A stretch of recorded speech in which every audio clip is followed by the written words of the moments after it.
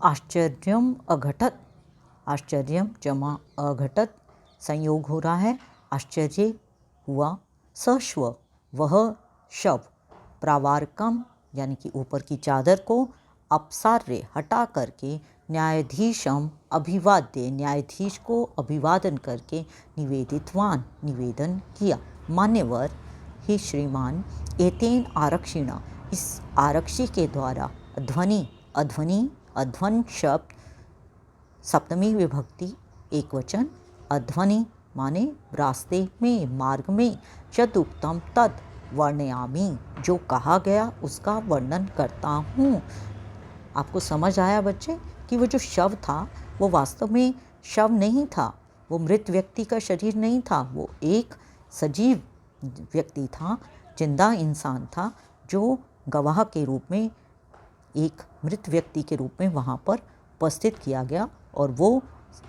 व्यक्ति सब बातें सुनता है जो वो रास्ते भर में बोलते हैं। त्वया अहम चोरिताया मंजूषाया ग्रहणात् वारिता, तुम्हारे द्वारा मैं चोरी की गई मंजूषा को, बेटी को ले जाने से वारिता रोका गया। अतः इसलिए निज कृत्य से फलम भुंक्षस, अपने किए गए कर्म का फल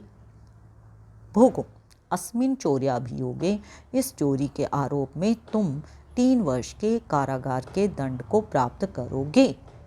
न्यायाधीश आरक्षिणे कारादंडम आदिश्य तम जनम ससम्मानम मुक्तवान, न्यायाधीश ने आरक्षी को, आरक्षिणे चतुर्थी विभक्ति, आरक्षिण शब्द है और गुणिन के समान चलेगा, आरक्षिणे आरक्षी को कारागार का दंड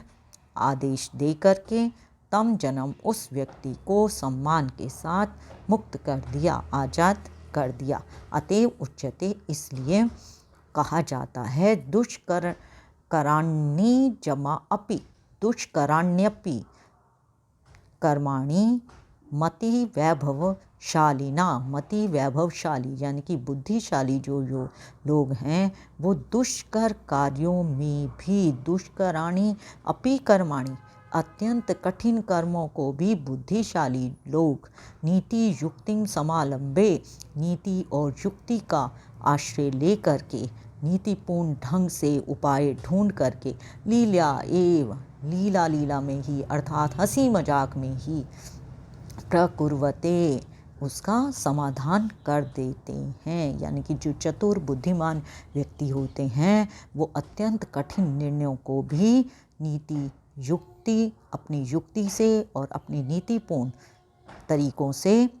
बड़ी आसानी से, चतुराई से सुलझा लेते हैं। यह कथा यहाँ समाप्त होती है कि किस प्रकार से उस विचित्र साक्षी को उपस्थित करके न्यायाधीश बंकिम चंद्र के द्वारा उस निर्धन व्यक्ति को न्याय दिया जाता है। अगले कालांश में या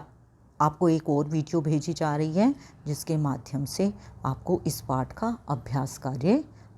आज इसी कालांश में पूरा करवाया जाएगा। धन्यवाद।